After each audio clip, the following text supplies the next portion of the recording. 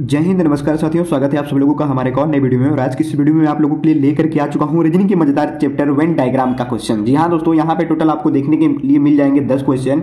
दोस्तों ये 10 क्वेश्चन बहुत ही इंपॉर्टेंट क्वेश्चन है। यदि आप तैयारी कर रहे हैं एसएससी जीडी की, आरपीएफ की, सीआरपीएफ की, आईटीबीपी की, तो दोस्तों ये यहाँ जो दिए गए क्वेश्चन है, अगर इसमें से अगर आप लोगों का 9 भी क्वेश्चन सॉल्व हो जाता है तो समझ जाइए कि आप बेस्ट हैं।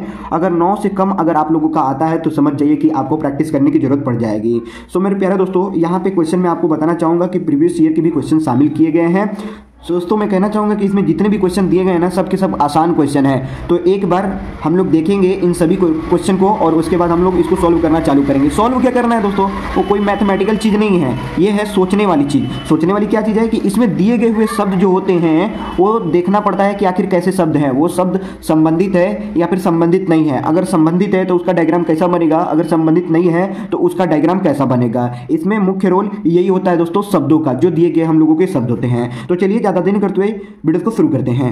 प्यारे दोस्तों, सबसे पहला क्वेश्चन आपके स्क्रीन के ऊपर ये रहा, दिया गया है उस वेन आरेख का चयन कीजिए जो दिए गए वर्गों के बीच सही संबंध को दर्शाता है। यानी यहाँ पे कह रहा है कि ऐसे विकल्प का चयन कीजिए जिसका संबंध बिल्कुल सही तरीके से दर्शाता हो। बराबर दोस्तों, अब यहाँ पे देखने को मिल जा रहा है पेन, पहला है पेन, दूसरा पेंसिल और तीसरा है रबर। पेन, पेंसिल और रबर में कैसा संबंध है आपको मुझे बताने हैं। पेन, पेंसिल और रबर में क्या कोई संबंध है? तो बिल्कुल कोई संबंध नहीं है दोस्तों। कैसे कोई संबंध नहीं है तो मैं बताता हूँ। ये पेन पेंसिल से अलग होता है, बराबर, और पेंसिल से भी अलग होता है रबर, ठीक है। तो इन तीनों का जो अर्थ है वो अलग अलग अर्थ है। तो इन तीनों का डायग्राम कैसा बनेगा, तो देखिए ये हो गया हम लोग का पेन, ठीक है, और ये हो गया हम लोग का पेंसिल, इन दोनों क्या है, अलग अलग है। और ये हो गया हम लोगों का रबर, ठीक है दोस्तों, क्या हो गया, रबर हो गया। तो इन तीनों का डायग्राम क्या हो गया, अलग अलग हो गया। तो इसीलिए हम लोग का जो आंसर हो जाएगा option number C is the correct answer हो जाएगा दोस्तों। तो ऐसे करके क्वेश्चन को सॉल्व करने होते हैं। जो दिए गए शब्द होते हैं उन शब्दों को देखना होता है कि आखिर वो शब्द संबंधित है या फिर नहीं है। तो अगला जो क्वेश्चन आपको मैं दिखाने वाला हूं, आप लोग तैयार हो जाइए। तो चलिए देखते हैं दूसरे प्रश्न को।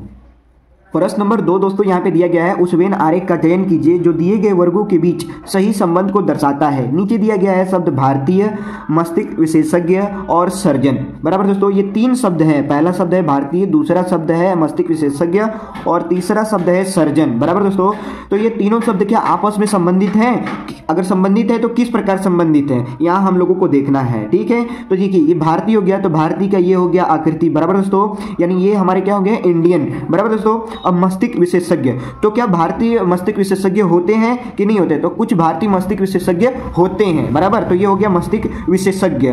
तो क्या कुछ भारतीय सर्जन होते हैं कि नहीं होते हैं? तो हाँ, कुछ भारतीय सर्जन भी होते हैं और मस्तिष्क विशेषज्ञ भी होते हैं, ठीक है। तो कुछ मस्तिष्क विशेषज्ञ भी हो जाएगा और कुछ भारतीय भी हो जाएगा, ठीक है। तो इन तीनों शब्दों का आकृति ये हो जाएगा, ठीक है। ये हो गया हमारा सर्जन, या फिर हम बोल सकते हैं ब्रेन स्पेशलिस्ट, यानी कुछ ब्रेन स्पेशलिस्ट यानी कि मस्तिष्क विशेषज्ञ भारतीय भी होते हैं और सर्जन भी होते हैं। तो ये हो गया हमारा इंडियन, ठीक है, और ये हो गया हमारा ब्रेन स्पेशलिस्ट, ठीक है, और ये हो गया हमारा केवल सर्जन। बराबर दोस्तों, तो कुछ भारतीय स्पेशलिस्ट होते हैं ब्रेन के और कुछ भारतीय सर्जन भी होते हैं। तो इसलिए हम लोगों का डायग्राम कुछ इस प्रकार से तैयार हो जाएगा। तो ये डायग्राम कहां पे बना है, तो ये डायग्राम हम लोग का बना है ऑप्शन नंबर डी में। तो option number D he is the correct answer हो जाएगा दोस्तों। तो ऐसे करके क्वेश्चन को हम लोग समझते हैं, तब जाकर के उसको हम लोग सॉल्व करते हैं। तो पहले आप देखिए, शब्दों को देखिए और उसके ऊपर गणना कीजिए, ध्यान दीजिए कि आखिर कैसे कैसे शब्द जो दिए गए हैं उसका डायग्राम क्या संबंधित बनेगा या पर संबंधित नहीं बनेगा, ठीक है। तो चलिए देखते हैं हम लोग तीसरे प्रश्न को। प्रश्न नंबर 3 दोस्तों यहाँ पे दिया गया है, उस वेन आरेख का चयन कीजिए जो दिए गए वर्गों के बीच सही संबंध को दर्शाता है। पहला शब्द है स्कूल, दूसरा शब्द है शिक्षक और तीसरा शब्द है कर्मचारी, ठीक है। तो स्कूल, शिक्षक और कर्मचारी में कैसा संबंध है आप लोग मुझे कमेंट करके बताएंगे। तो दोस्तों चाहूंगा कि आखिर इसमें कैसे संबंध दिए गए हैं, ठीक है। तो ये जो स्कूल होता है, तो मान लीजिए ये हो गया हम लोग का स्कूल, ठीक है। ये क्या हो गया, स्कूल हो गया। और स्कूल में क्या टीचर होते हैं, तो हाँ टीचर होते हैं। या फिर मैं कह सकता हूँ ये हमारा हो गया स्कूल और ये इस स्कूल में टीचर होते हैं पढ़ाने के लिए, तो हाँ ये इस पे टीचर होते हैं, ठीक है। तो ये हो गया हमारा स्कूल और ये हो गया टीचर। तो क्या स्कूल में कर्मचारी होते हैं कि नहीं होते हैं? तो हाँ, स्कूल में कर्मचारी होते हैं और हर कर्मचारी शिक्षक नहीं होता है, ठीक है। हर कर्मचारी शिक्षक नहीं होता है, लेकिन कुछ कर्मचारी स्कूल में काम करते हैं, ठीक है। तो इसीलिए कुछ कर्मचारी स्कूल से संबंधित हो जाएंगे, टीचर से संबंधित नहीं होंगे, वो अलग हो जाएंगे, केवल स्कूल से ही संबंधित होंगे, टीचर से संबंधित नहीं हो जाएंगे। तो आपकी आकृति कुछ इस प्रकार से तैयार होगी। तो ये आकृति कहाँ पे मिल रही है? तो ये आकृति हम लोगों को मिल रही है, भाई कहाँ मिल रही है ये आकृति? तो ये तो आकृति मिल नहीं रही है, इसलिए ये हमारा डायग्राम क्या हो जाएगा? गलत हो जाएगा। तो आखिर इसका डायग्राम कैसा बनेगा? तो समझिए, ये हो गया हम लोगों का स्कूल, ठीक है, ये हो गया स्कूल। और उसके बाद स्कूल में सभी क्या होते हैं? कर्मचारी, क्या बोलते हैं? टीचर होते हैं। और टीचर भी हमारे क्या होते हैं? एक प्रकार के कर्मचारी ही होते हैं, जिसको हम लोग बोलते हैं एम्प्लॉय, ठीक है। तो एम्प्लॉय हमारा स्कूल के अंदर भी होते हैं और टीचर भी हमारे एम्प्लॉय कहलाते हैं। तो इसलिए ऐसा कुछ डायग्राम आपका रेडी हो जाएगा, बराबर दोस्तों। तो क्वेश्चन नंबर 3 का option number D is the correct answer हो जाएगा दोस्तों, बराबर। तो चलिए अब हम लोग देखते हैं चौथे प्रश्न को। प्रश्न नंबर 4 दोस्तों यहाँ पे दिया गया है, उस वेन आरेख का चयन कीजिए जो दिए गए वर्गों के बीच सही संबंध को दर्शाता है। यानी यहाँ पे भी हम लोग का वेन डायग्राम का ही क्वेश्चन दिया गया है। जी हाँ दोस्तों, यहाँ पे जितने भी क्वेश्चन आपको मिलेंगे सभी 10 के 10 वेन डायग्राम का ही क्वेश्चन है, यानी वेन आरेख का ही क्वेश्चन है, ठीक है। और वेन आरेख में कैसे सॉल्व करते हैं हम लोग आपको बता दिए अच्छे तरीके से कि वेन डायग्राम का जितने भी क्वेश्चन होते हैं उनके शब्दों पर निर्भर करता है कि जो दिए गए होते हैं शब्द, वो शब्द आखिर आपस में संबंधित है या फिर नहीं है, ठीक है। अगर संबंधित है तो किस प्रकार से संबंधित है, अगर संबंधित नहीं है तो क्यों संबंधित नहीं है, ठीक है। इसका भी कारण समझना हम लोगों को होता है, ठीक है। अब यहाँ पे पहला शब्द दिया है माँ, ठीक है, और दूसरा शब्द दिया है पिता और तीसरा शब्द दिया है आदमी, ठीक है। तो यहाँ पे समझिएगा आप लोग, तो यहाँ पे जो सबसे पहला डायग्राम बनेगा वो आदमी का बनेगा, ठीक है। हर आदमी क्या होता है? पिता होता है, इतना समझ जाइए। यानी हर मैन क्या होते हैं? फादर होते हैं, ठीक है। हर आदमी फादर होते हैं यानी कि पिता होते हैं, लेकिन माता क्या होती हैं? अलग होती हैं। तो माता का डायग्राम क्या हो जाएगा? अलग बन जाएगा, ठीक है दोस्तों। तो यहाँ पे आकृति जो हमारी तैयार हुई है वो कुछ इस प्रकार से आकृति तैयार हुई है। तो ऑप्शन में है ये वाली आकृति, चलिए देख लेते हैं। ऑप्शन नंबर सी में हमारा मैच कर गया, तो ये हो गया हम लोग का मैन और उसके अंदर हो गया फादर और मदर का बन जाएगा अलग। तो इसीलिए option number C is the correct answer हो जाएगा दोस्तों। मुझे विश्वास है ये चौथा भी प्रश्न आपको अच्छे तरीके से समझ में आया होगा। यदि आप लोगों को ये पसंद आया होगा दोस्तों तो वीडियो को एक लाइक जरूर से कर दीजिएगा, ठीक है दोस्तों। तो चलिए अब हम लोग देखते हैं पांचवें प्रश्न को। प्रश्न नंबर 5 दोस्तों यहाँ पे दिया गया है, उस वेन आरेख का चयन कीजिए जो दिए गए वर्गों के बीच सही संबंध को दर्शाता है। यहाँ पे भी दोस्तों 3 शब्द दे दिए गए हैं। पहला शब्द हम लोगों का ये है कि स्तनधारी यानी कि मेमल्स, और दूसरा है हम लोगों का जेबरा यानी कि जेबरा, और तीसरा शब्द है जानवर, बोले तो एनिमल है, ठीक है दोस्तों। तो इन तीनों में आपस में कैसा संबंध है यही हम लोगों को बताना है, ठीक है। तो चलिए देखते हैं कि आखिर इन तीनों में कैसा संबंध है। तो दोस्तों मैं बताना चाहूंगा आप लोगों को कि सभी मेमल्स जो होते हैं वो जानवर होते हैं, ठीक है। सभी जो मेमल्स होते हैं वो जानवर होते हैं, यानी कि सभी स्तनधारी जानवर होते हैं, और जानवर में ही हम लोग का आ जाता है जेबरा, ठीक है। तो इन तीनों की आकृति हमारी बनेगी, ये देखिए पहली हम लोग की आकृति बन गई मेमल्स की, ठीक है। तो मेमल्स के अंदर ही सभी क्या आते हैं? जानवर आते हैं, यानी कि एनिमल आते हैं, और एनिमल में ही हमारा है जेबरा, ठीक है। तो ये हो गया हमारा मेमल्स, और उसके बाद हो गया हमारा एनिमल, ठीक है। ये मेमल्स और उसके बाद क्या हो गया? एनिमल, फिर उसके अंदर हो जाएगा हम लोगों का जेबरा। तो आकृति हमारी कुछ इस प्रकार से तैयार हो गई है। और क्या ऑप्शन में है ये आकृति? तो हाँ, ऑप्शन नंबर ए में है ये आकृति। तो ये हम लोग का करेक्ट आंसर हो जाएगा दोस्तों। तो इसको सॉल्व करने का तरीका दोस्तों बिल्कुल आसान है कि कैसे हम लोग इन शब्दों को पहचानें। शब्दों को पहचानिए और देखिए कि आपस में कैसा संबंध बना रहा है। अगर संबंध अच्छा है यानी बन जा रहा है अच्छे तरीके से तब तो ठीक है, आकृति हमारी बन जाएगी। अगर संबंध नहीं बन पा रहा है अच्छे तरीके से तो हमारी आकृति क्या होगी? डिफरेंट हो जाएगी, बराबर दोस्तों। तो चलिए अब हम लोग देखते हैं छठे प्रश्न को। प्रश्न नंबर 6 दोस्तों दिया गया है, उस वेन आरेख का चयन कीजिए जो दिए गए वर्गों के बीच सही संबंध को दर्शाता है। यहाँ पे पहला शब्द दे दिया है मानव जिसको बोलते हैं वुमेन, और दूसरा शब्द दे दिया है नर जिसको बोलते हैं मेल, और तीसरा शब्द दे दिया है एनिमल यानी कि जानवर, बराबर दोस्तों। तो पहला, दूसरा और तीसरा में आपस में कैसा संबंध बन रहा है आप लोग मुझे कमेंट करके बताएंगे कि इसकी आकृति कैसे तैयार होगी, बराबर दोस्तों। तो चलिए मैं आपको बताने वाला हूँ कि आखिर इसकी जो आकृति बनेगी वो कैसी बनेगी, ठीक है। तो यहाँ पे देखिए सबसे पहले यहाँ पे मानव, ठीक है। तो ये हो गया हम लोग का मानव, ठीक है। ये क्या हो गया? मानव हो गया। क्या मानव में नर होते हैं? तो हाँ, मानव में ही कुछ नर होते हैं और कुछ मादा यानी महिला होती हैं, ठीक है। कुछ महिला होती हैं और कुछ पुरुष होते हैं, तो ये मेल हो जाएगा, ठीक है। मानव में खास करके ऐसा देखा गया है। तो ये हमारे क्या हो गए? ह्यूमन हो गए, जिसको मैं बोल दूंगा ह्यूमन, ठीक है। और दूसरा क्या हो जाएगा? हमारा क्या हो जाएगा? पुरुष यानी मेल यहाँ पे हो जाएगा, ठीक है, क्या हो जाएगा, मेल हो जाएगा, ठीक है। और लेकिन ये दोनों ही आपस में क्या है, जानवर हैं, ये दोनों आपस में क्या है, जानवर हैं, तो ये जानवर के अंदर बन जाएगा हुमेन और मेल, ठीक है। तो ये हो गया हमारा एनिमल और ये हो गया हुमेन, और हुमेन में ही कुछ होते हैं मेल, ठीक है। तो ये किस ऑप्शन में मैच कर रहा है, तो ऑप्शन नंबर ए में ही हम लोग का मैच कर गया। क्या ए मैच किया गया, नहीं नहीं, ए थोड़ी मैच किया। दो मैच कर गया, नहीं नहीं, दो मैच नहीं किया, तीन, हाँ तीन मैच कर गया, ठीक है। तो ये हमारी हो गया एनिमल, और एनिमल में ही आ जाते हैं कुछ मेल, ठीक है, और कुछ आ जाते हैं हुमेन, बराबर दोस्तों। तो ये हम लोग का आंसर हो जाएगा, ठीक है। बस शब्दों को क्या किया है, हेरा फेरी कर दिया है, पहले वो कर दिया है मेल और उसके बाद कर दिया है हुमेन, ठीक है। तो इसीलिए हम लोग का सी आंसर हो जाएगा, कोई दिक्कत नहीं है इससे, ठीक है।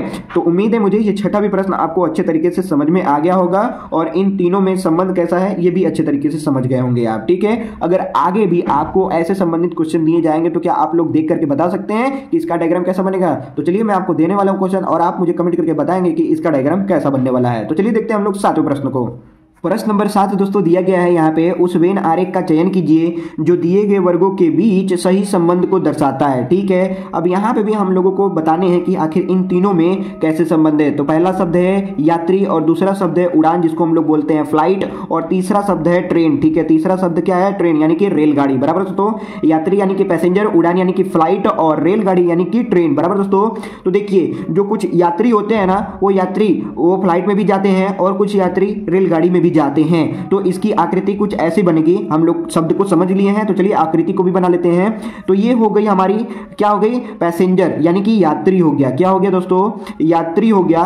तो कुछ यात्री उड़ान में भी जाते हैं, ठीक है, यानी कि फ्लाइट में भी जाते हैं, और कुछ यात्री ट्रेन में भी जाते हैं। तो हम लोग की आकृति कैसी बन गई दोस्तों, ऐसी बन गई कि जो हमारे यात्री हैं, कुछ यात्री फ्लाइट में भी जाते हैं और कुछ यात्री ट्रेन में भी जाते हैं, ठीक है। तो इसका आंसर क्या हो जाएगा, आंसर हो जाएगा ऑप्शन नंबर सी। ये हो गया हम लोग का डायग्राम मैच कर गया, बराबर दोस्तों। तो ऐसे ही हम लोग की आकृति तैयार हो जाएगी। तो शब्दों को देखिए और शब्दों को देखते हुए समझिए कि आखिर आपस में कैसे संबंध बना रहे हैं, ठीक है। और जो जो शब्द दिए गए हैं एक दूसरे से संबंधित है या दूसरा तीसरे से संबंधित है, कैसे संबंधित है, किस प्रकार संबंधित है, उसको समझना बेहद जरूरी हो जाता है ऐसे क्वेश्चन को सॉल्व करने के लिए, ठीक है दोस्तों। तो मुझे विश्वास है कि आपको सातवां भी प्रश्न अच्छे तरीके से समझ में आ गया होगा, और आपका आंसर क्या था मुझे कमेंट करके जरूर बताइएगा। तो चलिए अब हम लोग देखते हैं सातवें नहीं आठवें प्रश्न को। प्रश्न नंबर 8 दोस्तों यहाँ पे दिया गया है, उस वेन आरेख का चयन कीजिए जो कि दिए गए वर्गों के बीच सही संबंध को दर्शाता है। पहला शब्द दिया गया है धरती, और दूसरा शब्द दिया गया है जंगल, तीसरा शब्द दिया गया है पेड़, ठीक है। इन तीनों में कैसा संबंध है, ये दोस्तों आप लोग अच्छे तरीके से समझ ही गए होंगे कि आखिर इन तीनों में कैसा संबंध बनने वाला है, ठीक है। शब्द हम लोगों के लिए बेहद इंपॉर्टेंट हो जाता है, ठीक है दोस्तों। अगर ऐसे ऐसे संबंध दे देंगे तो हम लोग देखते ही मार देंगे कि भैया इसका आंसर क्या होने वाला है, लेकिन फिर भी हम इन तीनों शब्द को देखते हुए हम लोग समझेंगे कि आखिर किस प्रकार से तैयार हो रहा है, ठीक है। ये जानना बेहद जरूरी हो जाता है, ठीक है, ठीक है। तो चलिए देखते हैं। पहला नंबर धरती, धरती में ही क्या होता है, जंगल होता है, और जंगल में भी पेड़ होते हैं, और जहां पे हम लोग रहते हैं यानी हम लोग के आसपास भी क्या होते हैं, पेड़ होते हैं। तो देखिए ये जो हमारा बन गया अर्थ, ठीक है, ये हम लोग का बन गया अर्थ। अर्थ में कुछ जगह पे क्या होते हैं, जंगल होते हैं, और उसी जंगल में क्या होते हैं, पेड़ होते हैं। जंगल में भी पेड़ होते हैं, और हम लोग जिस एरिया में रहते हैं, जिस जगह पे रहते हैं, उस जगह पे भी कुछ पेड़ होते हैं। तो कुछ जंगल में पेड़ और कुछ इस जगह पे पेड़, तो क्या हो जाएगा, कुछ इस प्रकार से आकृति हम लोग का तैयार हो जाएगा। ये हो गया हम लोग का अर्थ, ये हो गया फॉरेस्ट यानी कि जंगल, ठीक है, और ये हो गया ट्री यानी कि पेड़, बराबर दोस्तों। तो हम लोग की आकृति कैसी बन गई, ऐसी आकृति बन गई। तो ऐसा आकृति इसमें ऑप्शन में है कहीं पे, तो कहां पे है, हाँ दोस्तों ऑप्शन नंबर डी में दिया गया है। तो ऑप्शन नंबर डी ही हम लोग का मैच हो जाएगा। ये हो जाएगा अर्थ, ये हो जाएगा फॉरेस्ट, और ये हो जाएगा ट्री। इसीलिए हम लोग का option number D correct answer हो जाएगा दोस्तों। तो शब्दों को देखिए और उस पर कल्पना कीजिए, चाहे सोचिए, चाहे जो भी कीजिए, जैसे भी करके आप डायग्राम अगर इस प्रकार से बनाते हैं तो आपका क्वेश्चन सही हो जाएगा, ठीक है दोस्तों। तो मुझे विश्वास है आपको आठवां भी प्रश्न अच्छे तरीके से समझ में आ गया होगा। तो चलिए अब हम लोग देखते हैं नवें प्रश्न को। प्रश्न नंबर 9 दोस्तों दिया गया है, उस वेन आरेख का चयन कीजिए जो कि दिए गए वर्गों के बीच सही संबंध को दर्शाता है। पहला शब्द यहाँ पे है इलायची, दूसरा शब्द है मसाला, और तीसरा शब्द है धनिया के बीज, बराबर दोस्तों। अब यहाँ पे इलायची है और यहाँ पे मसाले, यहाँ पे है धनिया के बीज, ठीक है। अब इलायची दे दिया गया है, तो क्या मसाला में इलायची हम लोग का नहीं आता है, तो आता है, मसाला में इलायची आता है। क्या मसाला में धनिया के बीज नहीं आता है, तो आता है, धनिया के बीज में मसाला में आता है, ठीक है। तो इसका आकृति कैसा बन जाएगा, चलिए देख लेते भैया। यहाँ पे हो गया हम लोग का मसाला, ये इस मसाला हो गया, मसाला में ही हम लोग का आता है इलायची और धनिया के बीज भी आ जाता है। ठीक है, तो आकृति कैसी बन गई, ऐसी बन गई। अगर यहीं पे मसाला अगर नहीं होता, मसाला की जगह पे अगर लिख देता जैसे कि हल्दी लिख देता, क्या लिख देता, हल्दी लिख देता, तो इन तीनों की आकृति कुछ इस प्रकार से हो जाती है, यानी कि ये हो गया इलायची, ये हो गया हल्दी और ये हो गया धनिया के बीज। ठीक है, ये वाला हम लोग का आंसर करेक्ट हो जाता है। ठीक है, लेकिन यहाँ पे क्या दिया गया है, यहाँ पे दिया गया है कि यहाँ पे सभी के सभी क्या है, मसाला है, इलायची भी मसाला है और धनिया के बीज भी मसाला है। ठीक है, लेकिन कुछ लोग क्या करते हैं, वो गलत लगा के चले जाते हैं। क्या क्या लगा के चले जाते हैं कि ये हो गया हम लोग का मसाला, मसाला में ही आता है इलायची और इलायची भी तो क्या है, धनिया के बीज के जैसा ही होता है, इसीलिए हम लोग का ये आंसर हो जाएगा। लेकिन मैं कहूंगा दोस्तों ये आंसर नहीं होगा, कुछ लोग ऐसे आंसर करते हैं। ठीक है, तो ये आंसर करेक्ट नहीं होगा, आंसर करेक्ट आपका ये वाला हो जाएगा। तो option number A is the correct answer हो जाएगा दोस्तों। तो शब्दों को देखिए और उस पर पहचानिए, उसको पहचानिए और समझिए कि आखिर शब्द क्या कह रहा है। ठीक है दोस्तों, तो चलिए अब हम लोग देखते हैं 10वां प्रश्न, जो कि है आखिरी प्रश्न। प्रश्न नंबर 10 दोस्तों यहाँ पे दिया गया है, उस वेन आरेख का चयन कीजिए जो दिए गए वर्गों के बीच सही संबंध को दर्शाता है। पहला शब्द दे दिया है यहाँ पे पुलिस, ठीक है, और दूसरा शब्द दे दिया है नर यानी कि मेल, ठीक है, और तीसरा शब्द दे दिया है पति जिसको बोलते हैं हस्बैंड। ठीक है दोस्तों, अब मुझे बताइए कि इन तीनों में आखिर कैसा संबंध है। क्या पुलिस नर नहीं होते हैं तो नर पुलिस होते हैं, क्या पुलिस पति नहीं होते हैं तो पति होते हैं कुछ पुलिस। ठीक है, तो इसकी आकृति क्या बन जाएगी, तो ये हमारी हो गई पुलिस। ठीक है, ये क्या हो गई पुलिस। तो कुछ पुलिस हमारे क्या होते हैं, मेल होते हैं, कुछ पुलिस मेल होते हैं यानी कि नर होते हैं, और कुछ पुलिस हमारे पति भी होते हैं। ठीक है, क्या होते हैं, पति होते हैं, यानी कि हम लोग बोलते हैं हस्बैंड। ठीक है, तो ये हो गया पुलिस। तो कुछ पुलिस हमारे नर होते हैं यानी कि मेल होते हैं, और कुछ पुलिस हस्बैंड होते हैं यानी कि पति होते हैं। तो आकृति कैसी बन गई, कुछ इस प्रकार से आकृति हम लोग का तैयार हो गया। तो आंसर कौन सा हो जाएगा दोस्तों, आंसर हो जाएगा ऑप्शन नंबर सी। ठीक है दोस्तों, ये हमारे हो गए मेल और ये हो गए हस्बैंड और ये हो गया हमारा पुलिस। तो option number C is the correct answer हो जाएगा दोस्तों। मुझे आशा नहीं पूरा विश्वास है कि वेन डायग्राम का मैं 10 का 10 क्वेश्चन आपको बहुत ही अच्छे तरीके से बताया हूं। अगर आप लोगों को किसी भी प्रकार का डाउट होगा दोस्तों तो आप लोग मुझे कमेंट करके जरूर बताइएगा दोस्तों। और हाँ, आपका 10 में से कितना सही हुआ ये भी मुझे कमेंट करके जरूर बताइएगा दोस्तों। आई होप ये वीडियो आप लोगों को पसंद आएगा, पसंद आए तो लाइक कर देना, चैनल पे नए तो चैनल को सब्सक्राइब कर देना। मिलते हैं ऐसे जबरदस्त कंटेंट के साथ और अगले पार्ट में, तब तक के लिए जय हिंद, वंदे मातरम।